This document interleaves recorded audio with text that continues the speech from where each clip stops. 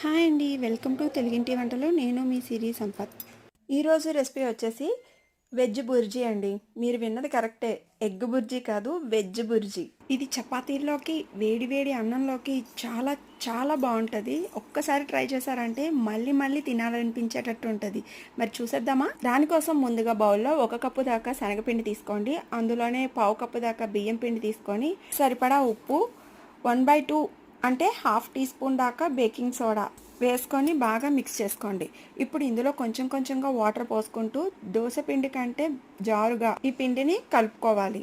Water అంతా ఒకేసారి పోసి కలుపుకండి, ఎందుకంటే ఉండలు కట్టేస్తుంది. ఇలా కొంచెం కొంచెంగా పోసుకుంటూ కలుపుకుంటే చూస్తున్నారు కదా, ఇక్కడ ఈ కన్సిస్టెన్సీలో కలుపుకొని పక్కన పెట్టుకోండి. ఇప్పుడు పొయ్యి మీద పాన్ పెట్టుకొని ఆయిల్ వేసుకొని 1/2 టీ స్పూన్ దాకా జీలకర్ర వేసుకొని చిటపటలాడిన తర్వాత ఉల్లిపాయ ముక్కలు వేసి బాగా వేయించండి. దీనికి కొంచెం ఆయిల్ ఎక్కువగానే పడుతుందండి, కొంచెం టైం టేకింగ్ ప్రాసెస్ ఇది. ఇప్పుడు ఇందులోనే చీలిన పచ్చిమిర్చి ముక్కలు, కొంచెం అల్లం తరుగు వేసి బాగా వేయించండి. అలాగే ఇందులో 1/2 టీ స్పూన్ దాకా పసుపు, సన్నగా కట్ చేసి పెట్టుకున్న టమాటా ముక్కలు వేసి బాగా వేయించండి. టమాటా ముక్కలు అనేవి బాగా మగ్గిపోయి మెత్తగా అయ్యేంత వరకు వేయించుకోండి. ఇందులోనే 1/2 టీ స్పూన్ దాకా జీలకర్ర పొడి, 1 టీ స్పూన్ దాకా గరం మసాలా, సరిపడా కారం వేసి బాగా ఫ్రై అయిన తర్వాత మనం కలిపి పెట్టుకున్న పిండి మిశ్రమాన్ని ఇందులో జాగ్రత్తగా వేసేయండి. ఇదంతా పైన అలాగా పల్చగా పరిచేయాలండి, అసలు కదిలించకూడదు. ఇది మొత్తం పోసేసిన తర్వాత కాసేపు మూత పెట్టి సిమ్లోనే కుక్ అవనివ్వండి. ఒక 15 నిమిషాల తర్వాత చూస్తే ఈ విధంగా ఉంటుంది.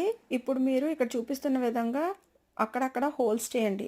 ఇలా చేయడం వల్ల ఈవెన్గా కుక్ అవుతుంది. చేసిన తర్వాత మళ్ళీ మూత పెట్టి కాసేపు ఉడికించండి. 10 నిమిషాలకి ఇలా కుక్ అవుతుందండి. ఇప్పుడు అంచుల చుట్టూ 1 టేబుల్ స్పూన్ దాకా ఆయిల్ వేయండి. అలాగే పైన కూడా 1 టేబుల్ స్పూన్ దాకా ఆయిల్ వేసి కాస్త వేగిన తర్వాత తీస్తే చూసారు కదా కింద ఎంత బాగా కుక్ అయిందో.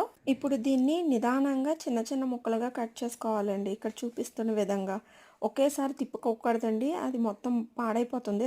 ఇలా నిదానంగా ముక్కలుగా కట్ చేసుకున్న తర్వాత మళ్ళీ ఒకసారి మూత పెట్టి కాసేపు ఫ్రై అవ్వనివ్వండి. ఒక 10 నిమిషాలకి ఇలా రెడీ అవుతుందండి. ఈ ప్రాసెస్ అంతా మీరు మీడియం టు హై ఫ్లేమ్లో మాత్రమే చేసుకోవాలి. శనగపిండి ఉడికి బుర్జీలాగా పొడి పొడిగా రావడానికి కాస్త టైం అయితే పడుతుంది. శనగపిండిలో ఉండే తేమ అంతా డ్రై అయిపోయి పొడి పొడిగా వచ్చేంత వరకు మనం ఫ్రై చేస్తూనే ఉండాలండి. దీనికి నాకైతే ఒక 20 మినిట్స్ పట్టింది.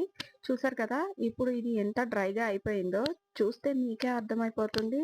ఇది అచ్చం కోడిగుడ్డుతో చేసే బుర్జీలాగే ఉంది కదా.